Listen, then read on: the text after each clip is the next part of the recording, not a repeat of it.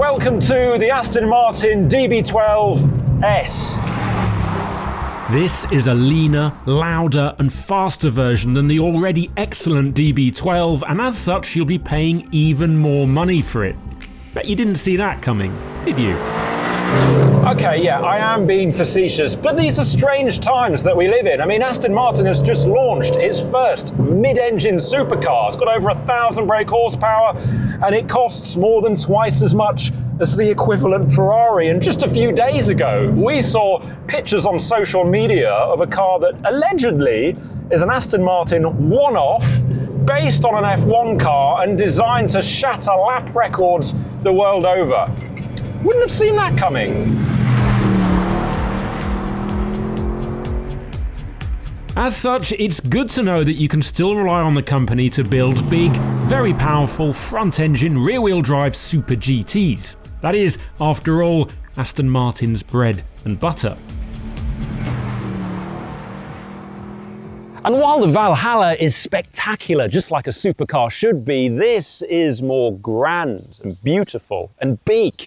It is a big car, especially that long bonnet. There's no V12 under there anymore, but it's still got a 4-litre twin-turbocharged V8, and it stretches out a long way in front of where the driver sits. Now, the changes from the DB12 to the S are fairly subtle, but they are noticeable if you know where to look. So we have got slightly darker finish on the headlights.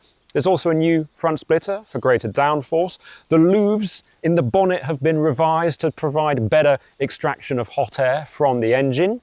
Come around the side and we'll see the lovely S badges. These are forged, made of metal, not plastic painted things. They're proper bespoke badges, apparently built and designed in Birmingham. They are very lovely. And then also the side skirts. You can't see it on this car because it's black, but they're gloss black regardless of the colour, so they can contrast quite nicely.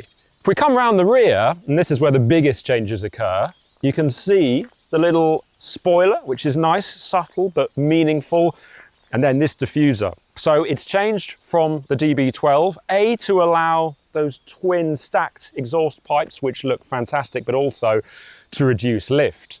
So as I said, not the largest amount of changes in the world, but when the car looks as good as it does standards, then there's not really much point, is there? It's still a very, very beautiful thing.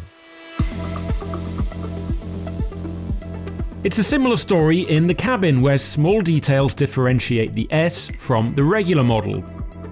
See the red anodized finish to the knurled metal drive mode controller, as well as red seatbelts, contrasting stitching and headrest embroidery.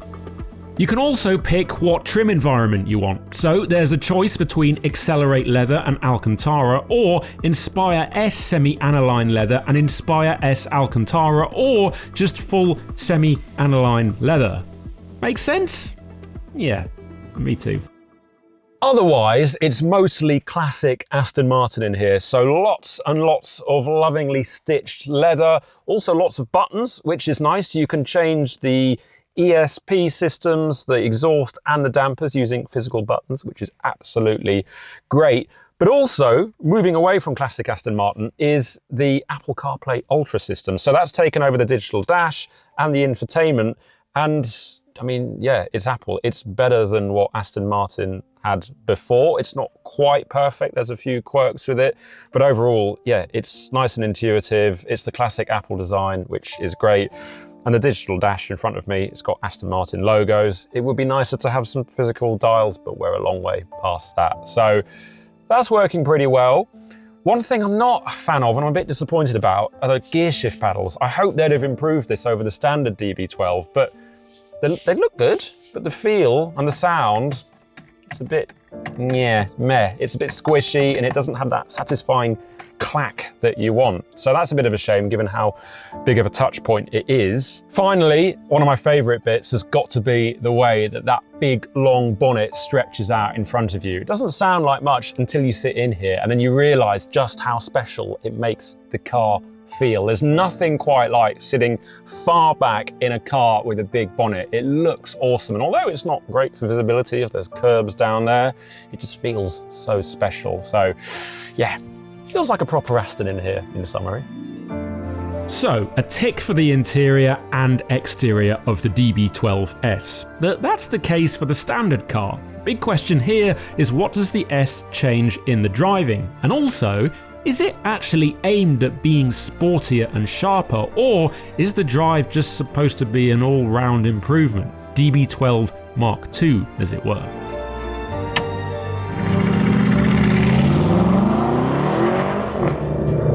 Aston Martin says that they have tried to make it sharper and sportier. That has been a conscious decision, but also they've said that versus the regular DB12, which is still on sale, this is now taking 90% of the sales. So whichever way you look at it, it is kind of the de facto replacement.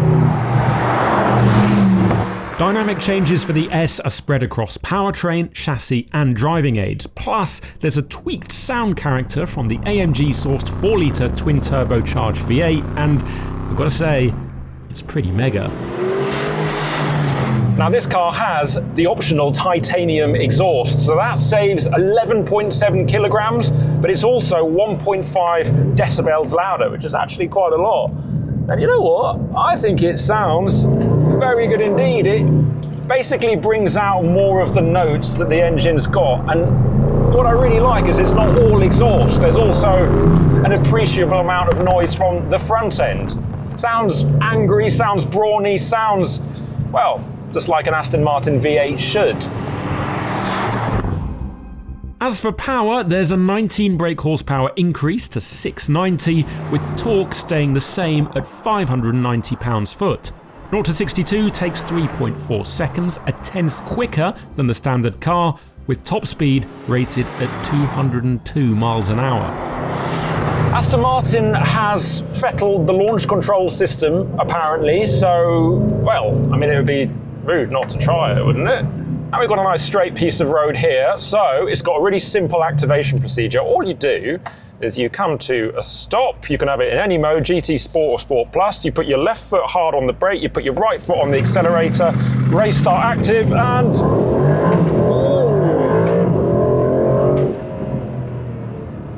that was very good. You can feel that it's really limiting the torque in first and second gear, unsurprisingly, but once it hooks up, it absolutely flies. Admittedly, the DB12 S still won't win any drag races against Porsche's 911 Turbo S, and the gearbox isn't as sharp or snappy as a PDK or Ferrari's DCT. But as a whole, the powertrain is packed with character. Throttle response is better than you'd expect, plus there's power all over the rev range. Whether you're on a gentle cruise or hammering along, this engine has a convincing answer. But what about the chassis that it sits within? Because on paper, that's where the biggest changes have been made. To that end, we've got the same Bilstein DTX. To that end, we've got the same Bilstein DTX dampers, but they've had a software recalibration, and in tandem with a slightly thicker and stiffer anti-roll bar, it means that it should reduce the amount of pitch and roll that you're getting. Also, the toe, camber and caster settings have also been modified, as has the EDIF and the steering calibration.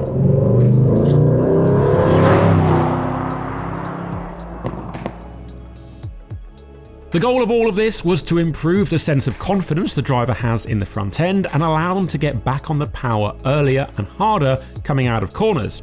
It's not a rewrite of the car's dynamic personality, merely a sharpening up through mainly good old-fashioned chassis tuning with a bit of software stuff thrown in as well. The S gets carbon ceramic brakes as standard, 410mm discs at the front, 360 at the rear, and they save 27 kilograms of unsprung mass, which is a good, healthy saving. And actually, they're very, very powerful, but crucially, the feel is really nice. The ABS doesn't intervene too early, pedal's got good weight to it, and they're not too grabby when they're cold at low speeds. As you can probably tell, this section of road is deeply technical and twisty. It's great, but it's not the DB12S's natural habitat. You want somewhere wider and faster for that, but even as I'm stringing together endless sequences of tightening switchbacks, there's rarely a moment where it feels like it's getting too much for the car. I think if you were expecting the S to suddenly turn this car into something more frantic and super sharp, like the steering on the Ferrari Amalfi or even the 911, then you're going to be a little bit disappointed. It's still a big car. It's still got a little bit of softness in it, even in the stiffest damper setting. But what it does do is it brings out the best in that classic Aston Martin front engine, rear wheel drive character. It still feels like a big, brawny British muscle car, but just a little bit tighter. And if you can pay the extra money, I mean, why wouldn't you do it? I can see why 90% of the buyers are opting for this. It makes sense. And from a comfort point of view, I would be absolutely lying if I said I could tell the difference. There isn't one. It isn't more uncomfortable. It's not less refined. It's still a brilliant GT car. That's where it really stands out. The only thing left to mention is the price. A regular DB12 starts at £191,000. This S version is £14,000 more at £205,000, which is a mere 7% increase that, let's face it, your average DB12 buyer won't be especially fussed about. So, in summary, if you already had your heart set on a DB12, this is a no-brainer. However, if you were looking at a Ferrari or a Porsche, the DB12 S will make your decision that little bit harder.